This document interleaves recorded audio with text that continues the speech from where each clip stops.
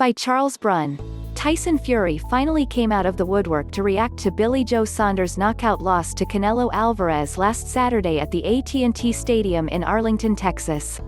One can tell from Fury's post on social media on Sunday he's taking Saunders' 8th-round knockout loss pretty hard. Fury's prediction of a victory for Saunders, 30-1, 14 KOs, turned out to be completely wrong. Interestingly, it took the Gypsy King an entire day to surface after the defeat to face the fans. On Saturday, the fans were waiting for Fury to admit that he'd gotten it wrong with his prediction of a Saunders win, but they heard nothing until today. Rather than take the high road and admit that he was wrong about the prediction and give credit for Billy Joe's talented conqueror, Fury has turned his bitterness at the fans, saying that they love to hate others. Fury has got it wrong.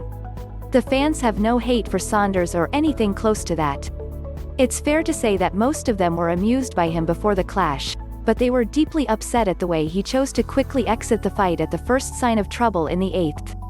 The fans didn't like seeing Saunders quitting on his stool after the 8th round, as they expected more from him. They wanted Saunders to go out on his shield like a good one, but unfortunately, he failed to do so, choosing to bail. Fury took a weird approach to admit how wrong he was with his prediction, and it's more than a little disappointing. Fury's decision not to admit that he was wrong with his prediction is troubling. The fans would have liked to have seen at least a little groveling from Fury, which would have made some of them happy.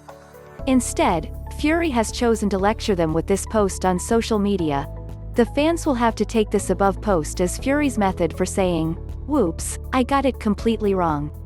My bad." With the news of Saunders' bad eye injury, his career is now up in the air. Moving forward, Fury needs to start training already because his fight with Anthony Joshua is expected to be announced this week for August. Joshua already looks like he's in fighting shape from months of dedicated training. Looking at Fury living it up with his jet-setter lifestyle and expensive Versace shirts, he appears to be entirely disengaged from what he's about to face in 3 months from now. Fury is still sporting a sizable gut that wasn't there a year ago when he fought Deontay Wilder.